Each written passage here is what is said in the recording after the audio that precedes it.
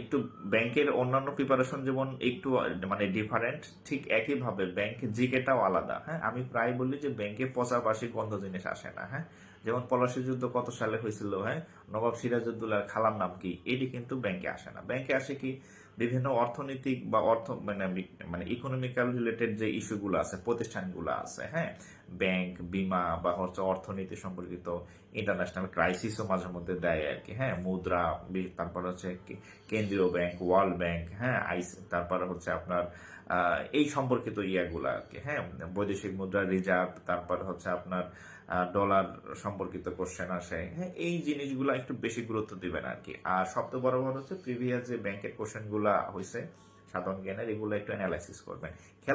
খেলাধুলা সম্পর্কে ব্যাংকের রেগুলার কোশ্চেন হয়, টেনিস সম্পর্কে কোশ্চেন হয়, ইভেন মুভি সম্পর্কে কোশ্চেন হয়। অ্যান্ড মুভি মানে শাকিব খানের মুভি না, এই মুভি হচ্ছে যে অস্কার প্রাপ্ত কি মুভি আছে, সেটা নায়ক কে হয়েছে, এগুলো পরীক্ষাতে আসে ব্যাংকের পরীক্ষাতে। ঠিক আছে। সো তারপর ক্রিকেট সম্পর্কে প্রশ্ন হয়, ফুটবল সম্পর্কে প্রশ্ন হয়।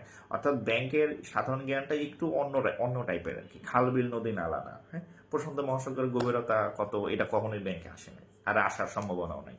হ্যাঁ, সো আপনি ব্যাংকের একদম সাম্প্রতিক জিনিসগুলো একটু বেশি গুরুত্ব দিবেন, কারেন্ট অ্যাফেয়ার্স এর প্রতি গুরুত্ব দিবেন।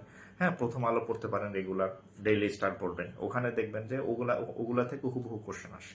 ঠিক আছে, অনেক মানে ব্যাংকের কোশ্চেন একদম হুবহু ওগুলা থেকে কমন পড়ে আর কি। ঠিক আছে, সো এইভাবে আপনি একটু গুছাইয়া প্রস্তুতি নেবেন আর কি। গণহারে যে সাধারণ জ্ঞান পড়ে যাবেন A to Z, না, এভাবে হবে না।